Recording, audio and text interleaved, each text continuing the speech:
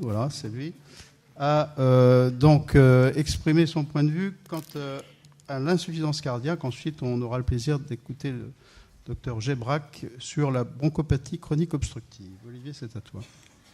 Merci Claude. Donc effectivement, on va refaire le point sur une pathologie qui est majeure chez nos patients gériatriques, qui est l'insuffisance cardiaque, et notamment sous le prisme de la comorbidité, parce que, à la grande différence des cardiologues qui voient l'insuffisance cardiaque, des fois âgé, mais pas aussi âgé que nous, mais qui est malade que du cœur, nous, on voit des patients qui vont avoir plein d'autres comorbidités, et il faut savoir prendre en charge toutes les comorbidités. Alors des fois, on est meilleur sur certaines comorbidités et moins bon sur l'insuffisance cardiaque. Le cardiologue, lui, est bon sur l'insuffisance cardiaque, mais il ne connaît pas bien les autres comorbidités. Donc il faut travailler ensemble, ou alors si on ne peut pas travailler ensemble, il faut que le gériatre connaisse aussi la partie traitement de l'insuffisance cardiaque. Alors là, je vous ai mis un papier qui vient d'être publié là au mois de juin 2018, donc vous voyez, c'est tout récent, où on voit que la population de gens âgés, de gens insuffisants cardiaques augmente parce qu'il y a de plus en plus de gens âgés, et du coup, ça c'est des comorbidités non cardiaques, non cardiovasculaires. Et vous voyez que entre 2005 et 2014, il y a une augmentation très importante du nombre de patients avec de la comorbidité. On appelle polypathologique, c'est plus que deux pathologies. Donc on y est vite en polypathologique. Et donc vous voyez que là, il y a de plus en plus d'insuffisance cardiaque à l'horizon, de la BPCO, de l'anémie, de l'insuffisance rénale, de la dépression, de la démence, des troubles nutritionnels. Et ce qu'il faut savoir, c'est que quand on regarde le pronostic de ces insuffisants cardiaques, si on est à plus supérieur ou égal à 3 comorbidités, vous voyez qu'on augmente de 50% la mortalité. On augmente de 70% la durée de séjour. Donc ces patients-là, c'est bien ceux qu'on a nous en gériatrie, avec des comorbidités. Ils sont plus graves que ceux qui vont en cardiologie et qui n'ont pas ces comorbidités. Et puis si on va dans les EHPAD, chez des patients encore plus sévères, c'était dans ce grand registre-là de patients qui vivent en nursing home aux États-Unis, alors là c'est 30%, non pas 3, mais 5 pathologies associées. Donc c'est encore plus important chez nos patients. Quand on prend toute population, c'est 30% qui ont au moins 3 comorbidités. Là, nous en gériatrie, c'est 5 comorbidités. Alors ça, c'était une étude que j'avais menée, ça fait maintenant déjà 10 ans, au niveau européen, où on regardait les insuffisants cardiaques de plus de 80 ans, où est-ce qu'ils sont hospitalisés. Alors nous, on le sait bien, mais ils ne vont pas en cardio. Vous voyez, 21% allaient dans les services de cardiologie. Et 74% allaient dans les services de médecine interne ou de gériatrie. Alors vous voyez, c'était une des remarques que m'avaient fait les reviewers. Si vous faites 74 plus 21, vous ne ferez pas 100%. Donc il y en a aussi qui vont en ORL, en dermato, ça c'est encore pire. Ils ne vont même pas dans les bons services. Mais donc vous voyez que très clairement, les patients qui font l'OAP à 80 ans, on les récupère nous. Ils vont dans nos services de gériatrie. Alors j'ai mis médecine interne-gériatrie parce que ce n'est pas pour embêter Claude Jandel, mais dans certains pays d'Europe, la gériatrie n'est pas très présente et donc ça s'appelle médecine interne. En France, ça s'appelle gériatrie. Ça, c'est les données de l'ARS en Ile-de-France. Quand on regarde les principales causes d'hospitalisation, de réhospitalisation chez les patients de plus de 80 ans, numéro 1, vous voyez, c'est les pathologies cardiovasculaires et l'insuffisance cardiaque. Donc très clairement, c'est de la pathologie. Les gens sont hospitalisés, sont réhospitalisés dans nos services de gériatrie. Et donc quand on regarde ce que met l'HAS sur la prise en charge des patients insuffisants cardiaques, l'âge médian 80 ans, moitié des gens ont plus de 80 ans, donc c'est nos patients. Les réhospitalisations, souvent une autre cause qu'on a vu, les autres comorbidités, une autre cause que l'insuffisance cardiaque, et donc il faut repérer et prendre en charge les syndromes gériatriques. Alors pour vous c'est évident, mais pour les cardiologues, ça ils ne savent pas vraiment faire, prendre en charge les syndromes gériatriques. Donc déjà s'ils appellent l'équipe mobile, c'est déjà un grand progrès, mais il faut vraiment se mettre en collaboration avec les cardiologues pour leur expliquer que la moitié de leurs patients ont besoin du gériatre pour une évaluation gériatrique. Alors c'est écrit partout, les recos de l'HAS, dans les médecins, il y a le généraliste, le cardiologue et il y a le gériatre. Les recos européennes, il faut se référer à un spécialiste de la personne âgée, le gériatre. Donc c'est marqué partout que l'insuffisant cardiaque doit à un moment avoir un avis gériatrique. Alors vous savez qu'actuellement il y a des réflexions avec la chaise sur ce qu'on appelle les modifications du système de santé dans le domaine du parcours. L'insuffisance cardiaque fait partie des grandes pathologies qui vont être évaluées au tout début. Et dans les critères qui seront quasiment obligatoires dans le cadre du parcours d'insuffisance cardiaque pour peut-être les budgets, on a rajouté, il faut qu'il y ait un avis gériatrique. Donc il faut vraiment que les gériatres soient associés à cette pathologie-là. Pourquoi ? Parce que toutes ces comorbidités ont un impact majeur sur le pronostic de l'insuffisant cardiaque. Prenez des insuffisants cardiaques qui n'ont pas de troubles cognitifs, et que leur survie sera meilleure que l'insuffisant cardiaque qui a des troubles cognitifs. Mais il faut avoir repéré les troubles cognitifs, mettre en place les aides pour que les gens n'oublient pas les médicaments. Et donc tout ça, s'il n'y a pas eu l'évaluation gériatrique, c'est pas fait. Et donc on a beau donner tous les meilleurs traitements du monde, s'ils ne sont pas pris, ils ne vont pas être très efficaces. La dépression fréquente en gériatrie, chez les insuffisants cardiaques, c'est 21% de prévalence. Eh bien, vous voyez que x2 ici de mortalité. Donc là aussi, si la dépression n'a pas été repérée, pas été traitée, pas prise en charge, souvent les gens ne prennent pas leurs médicaments et donc ils meurent 2 fois plus. Les dénutris, on sait nous prendre en charge la dénutrition, mais si ça n'a pas été fait par les cardiologues, les dénutris ici, vous voyez qu'ils ont une survie qui est beaucoup moins bonne que les autres. Donc là aussi, la repérer, la prendre en charge et tout ça, c'est le rôle de l'évaluation gériatrique. Toutes les comorbidités, c'est la même chose. L'insuffisant rénal, il a une moins bonne survie que celui qui n'a pas d'insuffisance rénale. Celui qui a une anémie, il a une moins bonne survie. Et c'est toujours les mêmes courbes. Donc tout ça, c'est important de prendre en charge. Il n'y a pas que traiter la fraction d'éjection associée. Et puis ce qui est important, c'est que les insuffisants cardiaques, ils ont aussi un retentissement dans leur qualité de vie. Et ça, c'est un papier tout récent qui montre le rôle sur les ADL. Et donc vous voyez que les insuffisants cardiaques, pour monter les escaliers, pour marcher, pour se déplacer, pour se laver, ils ont une altération dans la vie quotidienne. Donc c'est sûr que là aussi, si on peut avoir des traitements qui améliorent la vie quotidienne, on voit qu'il y a un retentissement dans la vie quotidienne. Et puis là encore, c'est un impact de les repérer et de les prendre en charge, puisque vous voyez que si on n'a pas d'impact sur les ADL, la survie est meilleure quand on est insuffisant cardiaque que si on a une atteinte modérée ou sévère. Il y a un point qui est important, c'est cette notion, nous on connaît bien, cette évaluation de la marche, de la sarcopénie, de la fragilité chez nos patients âgés. Chez les insuffisants cardiaques, c'est encore plus important de repérer cette fragilité, et notamment la sarcopénie musculaire, puisqu'il peut y avoir chez l'insuffisant cardiaque un état d'hypercatabolisme qui va aboutir à une anomalie, une sorte de myopathie à la fois squelettique et à la fois respiratoire. Et mon collègue en parlera peut-être tout à l'heure. Et on est vraiment sur cette notion donc, de fatigue musculaire, de dyspnée engendrée par l'insuffisance cardiaque. Donc il y a une sarcopénie qui va pouvoir être aggravée par l'insuffisance cardiaque, d'où l'importance de l'activité physique et d'éviter cette fragilité.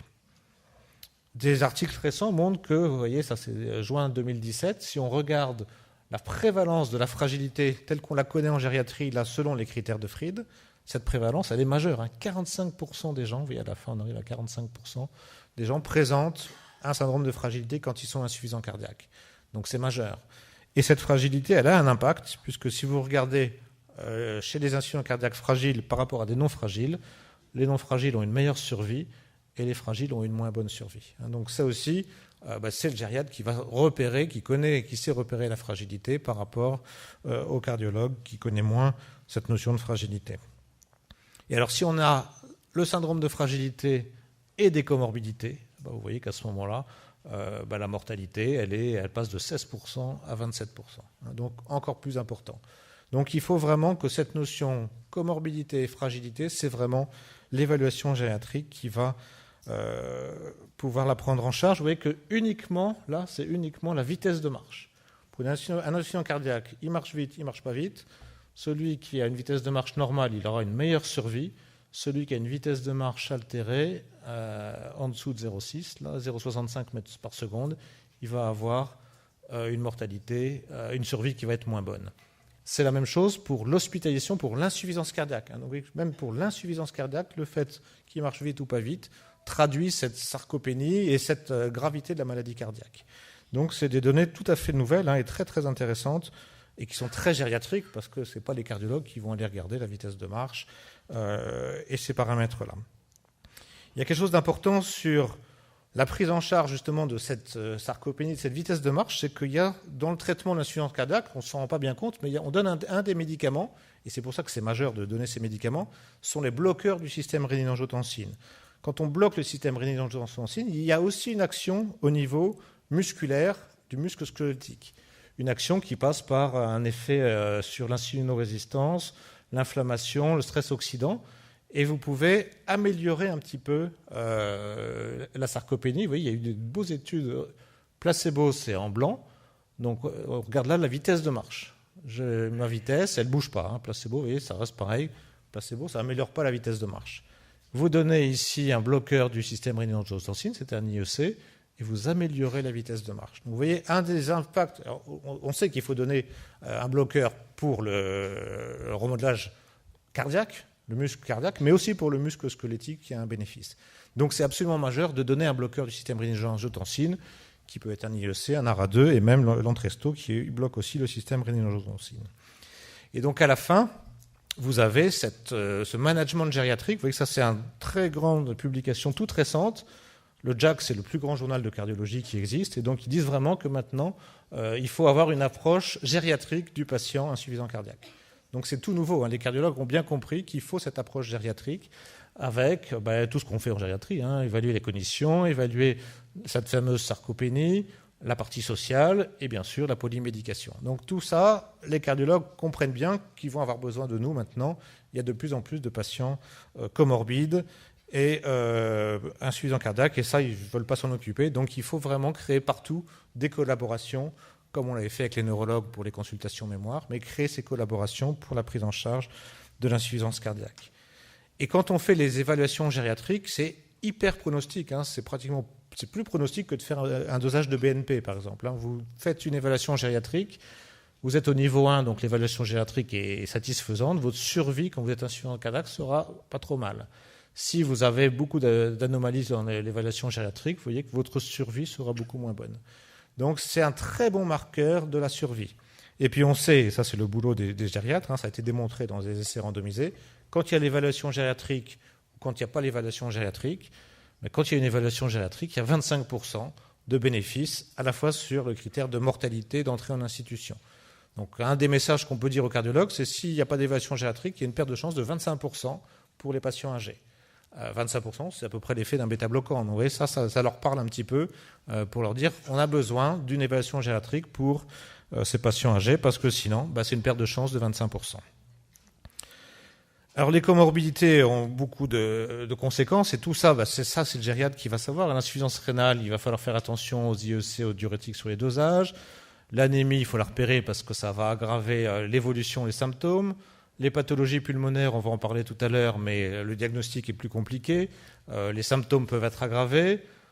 La cognition, la dépression, c'est un problème parce que ça altère l'observance. L'hypotension orthostatique, les chutes, les cardiologues, des fois, veulent mettre des doses de cheval, mais des fois, il faut diminuer les doses parce que notre patient, il tombe tout le temps. L'arthrose, il faut faire attention parce que les INS peuvent aggraver l'insuffisance cardiaque. Ça ne se met pas avec les IEC. Il faut faire l'incontinence urinaire, attention aux doses de diurétiques. Vous voyez, donc tout ça, ça ne pourra pas être fait par le cardiologue. La polymédication et les interactions médicamenteuses.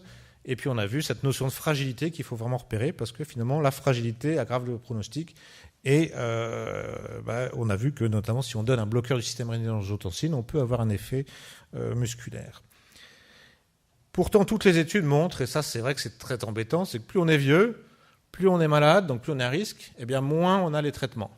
Et quand on regarde, tout ça c'est le bon suivi des recommandations, les plus vieux et les plus comorbides, ceux qui auraient le plus besoin des traitements, sont ceux qui ont le moins les traitements. Parce que on ne s'en est pas occupé, on se dit il est vieux, donc on ne va pas forcément mettre le traitement optimal. Donc il faut avoir cette réflexion d'optimisation thérapeutique, se dire essayer de mettre le meilleur traitement à mon patient au meilleur moment. Donc c'est vraiment une notion de parcours.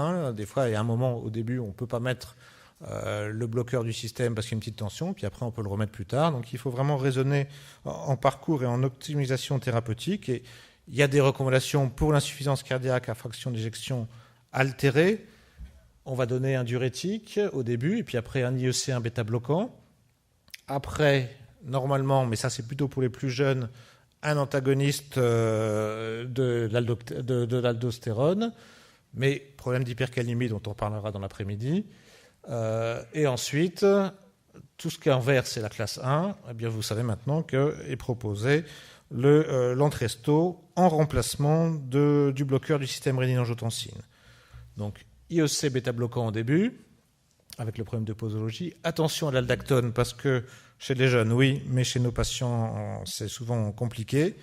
Et ensuite, donc, j'ai fait IEC bêta-bloquant et je remplace l'IEC par l'Entresto, et donc ça fait Entresto bêta-bloquant. Pourquoi est-ce qu'on dit Entresto ? Vous connaissez les données de cette grande étude où on a comparé le traitement de référence qu'était l'IEC à l'Entresto, et il n'y a pas photo, 20%, c'est énorme, 20% sur le critère principal qui était mortalité cardiaque ou hospitalisation, donc quantité de vie, qualité de vie, 20% en moins avec l'Entresto par rapport à l'IEC tout seul. Donc c'est pour ça que les recommandations nous disent on commence d'abord IEC bêta-bloquant et ensuite on switch et on met l'Entresto à la place de l'IEC. Sous-groupe de patients âgés, on a exactement les mêmes résultats que la population plus jeune, 1500 de plus de 75 ans. Pour tous les critères, vous voyez l'Entresto ici en jaune, il y a moins de décès cardiovasculaires, hospitalisation, moins de décès quand on prend tout seul, moins de mortalité toute cause quand on prend, moins d'hospitalisation. Donc à chaque fois, on retrouve ce 20%. Et donc ce n'est pas par rapport à du placebo, c'est 20% en plus par rapport à un IEC. Et donc avec une tolérance qui est bonne. La seule chose qu'il faut surveiller, c'est l'hypotension, parce que l'Entresto étant plus efficace, il est aussi un peu plus hypotenseur, donc il faut vérifier. Ce n'est pas des hypotensions orthostatiques, ça ne joue pas sur le baroréflexe, c'est vraiment ça fait baisser la tension, donc il faut vérifier que votre patient le tolère. D'où l'intérêt d'avoir 3 dosages, et que chez les patients âgés, on met plutôt le petit dosage, et on arrive rarement au dosage maximal. On a vu que la qualité de vie, c'était important, puisque les patients insuffisants cardiaques ont une altération de leur qualité de vie. Vous voyez que quand on fait des questionnaires de qualité de vie, quel que soit l'âge, mais donc après 75 ans, il y a une amélioration. Quand c'est plus bas, c'est que c'est mieux. Il y a une amélioration de la qualité de vie par rapport à l'IEC tout seul. Et là, c'est la même chose, mais avec des petits P pour tous les critères. Donc vous voyez la fréquence des symptômes pour la limitation de l'activité physique, le fardeau, la qualité de vie, la limitation sociale, le pouvoir être autonome. Tous ces critères sortent de façon significative. Donc c'est pas souvent qu'on a un médicament qui améliore la qualité de vie. On a des médicaments, on a parlé de l'aspirine, ça améliore la mortalité au long cours, mais en qualité de vie, les gens ils saignent, les anticoagulants, c'est pareil, les gens ne se rendent pas bien compte du bénéfice. Là, non seulement ils se sentent mieux, ils vont moins mourir, mais en plus ils se sentent mieux, ils sont moins essoufflés, ils peuvent refaire des choses. Donc pour la gériatrie, c'est majeur d'avoir des médicaments qui ont un impact sur la qualité de vie. On parlera tout à l'heure du problème du potassium, qui est un problème qui est malheureusement qui peut arriver, qui est assez fréquent chez les patients insuffisants cardiaques à qui on veut mettre des IEC ou de l'aldactone. Si on compare juste IEC et l'Entresto, vous avez moins d'hyperkaliémie avec l'Entresto. Donc ça aussi, c'est pas mal, parce qu'il y a moins ce problème d'hyperkaliémie. Mais tout au long de l'étude, la kaliémie, elle est plus basse sous Entresto que sous IEC. Donc ça aussi, c'est un avantage dans la prise en charge. Et puis le dernier élément dans l'insuffisance cardiaque pour améliorer la qualité de vie, vous le savez, c'est la carence martiale. Vous recherchez maintenant la carence martiale chez vos patients, parce que ça a été bien démontré, c'est marqué dans les recos, il faut rechercher cette carence martiale qui est définie par une ferritine inférieure à 100. Faites la ferritine inférieure à 100 s'il y a une carence martiale. Et puis des fois, quand on est sur une phase d'inflammation, la ferritine peut être entre 100 et 300, donc un petit peu au-dessus de 100. Mais à ce moment-là, il faut faire le coefficient de saturation de la transférine, et il faut qu'il soit inférieur à 20. Et là, on est en situation de carence, et on sait que c'est une méta-analyse récente, quand on recharge, c'est aussi pratique parce qu'on est sur de la qualité de vie, quand on recharge en fer, vous voyez que dans la méta-analyse, c'est quand même 40% sur un critère qui est là, hospitalisation cardiovasculaire, mortalité cardiovasculaire, moins 40% quand on a recherché des patients qui étaient carencés en fer. Et il n'y a pas de risque à rechercher des gens. Donc c'est un vrai bénéfice à prendre en compte. Alors la moitié de nos patients ont pas l'insuffisance cardiaque à fraction altérée, mais fraction d'éjection préservée. C'est quoi le médicament qu'il faut donner en cas de fraction préservée? Alors en phase aiguë, diurétique, comme pour la altérée, en phase aiguë, mais en chronique. Ouais, alors vous avez raison, c'est pas codifié, c'est en fonction des comorbidités, la plus fréquente c'est l'hypertension, mais je vais vous montrer qu'il y a eu 2 études récentes qui montrent qu'il y a peut-être un des médicaments qui est probablement un peu supérieur et qu'il faut vraiment essayer de donner. Calcium, donc vous avez raison, c'est bien, vous avez bien fait de venir, c'est le bêta-bloquant. Donc vous voyez, quand c'est préservé, les recommandations, c'est exactement ce que vous m'avez dit. On prend en compte les comorbidités, on prend en compte la tension, la maladie coronaire, la FA, le diabète, donc tout ce qu'on vient de dire. Les comorbidités, c'est majeur. Et là, des fois, le cardiologue, il va avoir besoin du gériatre pour la prise en charge des comorbidités. Et on donne les diurétiques en phase aiguë. Donc diurétiques en phase aiguë, on traite l'hypertension. Et vous voyez qu'il y a donc là une méta-analyse qui a été publiée en octobre 2017, où il regarde les événements de mortalité avec la fréquence cardiaque. Et vous voyez que plus la fréquence cardiaque est élevée, plus on meurt, plus elle est basse, moins on meurt. Donc, on a vu tout à l'heure la méta-analyse avec les anticholinésterasiques, c'est toujours un peu le même message, la bradycardie, ça, c'est pas mauvais pour la survie. Et ensuite, quand il y a une autre, donc ça c'était la première méta-analyse, juste après il y en a une seconde qui sort, BMJ, c'est des grands journaux, ils regardent tous les médicaments, on est sur insuffisance cardiaque préservée, et là, quand ça touche le 1, c'est qu'il n'y a pas de différence, donc les IEC, les anti-ALDO, pas de différence, et le seul, vous voyez que là, il y a une différence de 22%, c'est marqué ici bêta-bloquant. Et ça rejoint l'étude d'avant, si on ralentit un peu ces gens-là, avec un bêta-bloquant, ça a l'air d'être pas mal. Alors, ce n'est pas encore inscrit dans les recos, puisque les recos, elles datent de 2016. Tous les articles que je vous ai montrés, c'est 2017. Mais vous voyez que pour la préserver, on commence à se dire, dans la panoplie de traitement, qu'il y a un bêta-bloquant, c'est pas mal.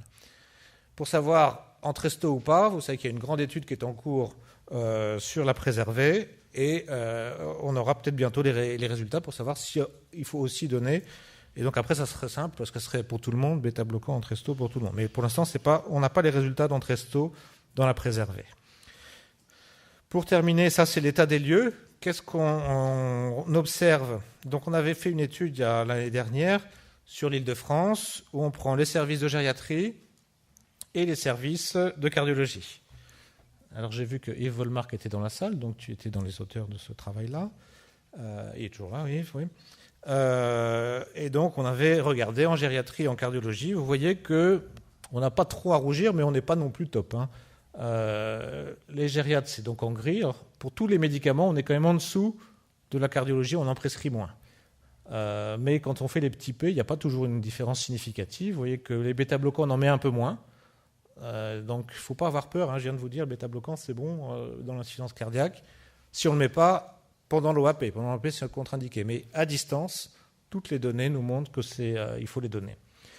Les bloqueurs du système rénine-angiotensine sont donnés, vous voyez, mais il y a un on est sur de l'underuse, on n'est pas sur de l'optimisation là. Il n'y a pas 50% des gens qui ont une contre-indication aux IEC, que ce soit en cardio ou que ce soit en gériatrie. Donc là, très clairement, on ne les prescrit pas assez. Alors peut-être qu'on a peur de l'hypercalémie, tout ça, mais des fois c'est de la peur plutôt que des vrais effets secondaires. L'aldactone, ça c'est plutôt logique, elle n'est pas beaucoup prescrite chez les gens âgés, parce qu'il y a un risque d'hypercalémie. Si on serait chez des jeunes, ça serait plus prescrit. Mais chez des gens âgés, vous voyez que même les cardiologues, ils ne mettent que dans 22% et nous dans 9% des cas. Et les diurétiques, ils en mettent un petit peu plus, mais ils ont peut-être plus de patients avec une FE altérée qui ont besoin de diurétiques de lance par rapport aux diurétiques thiazidiques qu'on peut mettre dans la FE préservée. L'optimisation thérapeutique, vous avez vu que si vous descendez en bas, vous avez le guide PAPA. Vous connaissez le guide PAPA? Qui ne connaît pas le guide PAPA? Donc le guide PAPA, si vous ne l'avez pas déjà, il est disponible en bas. Il y a vraiment cette notion d'optimisation thérapeutique, ce qu'on doit donner, ce qu'il ne faut pas donner, le cas par cas. Il y a l'insuffisance cardiaque et on est en train de réécrire une version uniquement sur la cardiologie. Donc vous allez avoir le PAPA cardio qui va sortir. Et puis, il va y avoir le PAPA sur la rhumatologie. Et il y a déjà le PAPA sur l'urologie qui est sorti. Donc, vous allez voir comme ça chaque pathologie qui va être un peu plus détaillée que dans l'initial. Et puis, il y a une autre manière de se former qui sont les émissions interactives. Et donc là, il y a une plateforme qui s'appelle la plateforme Click. Vous avez le site là, Internet, vous avez des émissions en direct. Et ça, c'est un site qui est à destination non pas des cardiologues, mais des gériatres et des généralistes. On a fait ça que pour les gériatres et les généralistes. Donc, les gens qui connaissent un peu moins l'insuffisance cardiaque que les cardiologues, avec des messages très, très, très clairs, très simples, des vidéos courtes, 1 à 5 minutes, d'émissions. Les gens peuvent poser des questions. Et puis, il y a plein de documents qui sont mis sur le site là. Donc, allez voir ce site qui s'appelle le Click. Il y a donc des émissions, je vous ai dit, diagnostic, prise en charge, les comorbidités, je viens d'en parler, le parcours. Donc, vous avez toutes ces choses-là. Et la première émission, voilà les titres de l'émission avec un très bon orateur. Donc, vous pouvez aller la regarder et vous allez avoir, et bientôt on va détailler les traitements. Donc, c'est aussi une façon de se former, d'aller sur le site Insuffisance cardiaque, c'est le premier site. Et là, j'insiste parce qu'il est vraiment pour nous, pour les gériatres, pour les généralistes. Et ce n'est pas les sites de cardiologues où on va détailler la fraction d'éjection, la méthode de mesure, le strain et tous ces trucs-là. Donc pour conclure, on a vu que l'insuffisance cardiaque, c'est probablement la pathologie de la gériatrie. On a eu toute la période gériatrie mémoire, et là va arriver toute la période gériatrie insuffisance cardiaque. Donc il faut que tout le monde soit formé, à l'aise sur les traitements d'insuffisance cardiaque, mettre en place des collaborations. On a besoin du cardiologue toujours, mais il a besoin du gériatre. Il faut réussir un peu partout à mettre en place cette prise en charge multidisciplinaire. Et le rôle du gériatre, je l'ai mis. C'est ce que l'on vient de dire, les comorbidités, l'optimisation thérapeutique, les syndromes gériatriques. Et donc nous, on a mis en place un système d'hôpital de jour, de cardiogériatrie insuffisance cardiaque, comme on avait mis en place des systèmes d'hôpital de jour et de consultation mémoire il y a 15 ans. Je vous remercie. Merci Olivier.